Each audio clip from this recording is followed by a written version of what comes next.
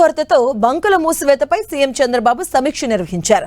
సరఫరా గతం కంటే 10% పెరిగినా పానిక్ కొనుగోలుతో 50% పైగా డిమాండ్ పెరిగినట్లు అధికారులు వివరించారు.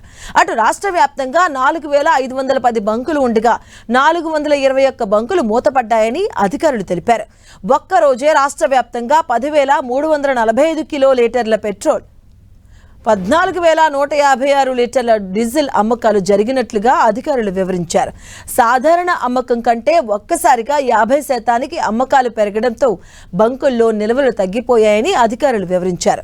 దీంతో ప్రజలకు ఇబ్బందులు లేకుండా చర్యలు తీసుకోవాలని సీఎం ఆదేశించారు. అలాగే ఇప్పటి వరకు ప్రభుత్వ శాఖలు తీసుకున్న చర్యలు, సమస్య పరిష్కారంపైన నివేదిక ఇవ్వాలని అధికారులను ఆదేశించారు సీఎం చంద్రబాబు.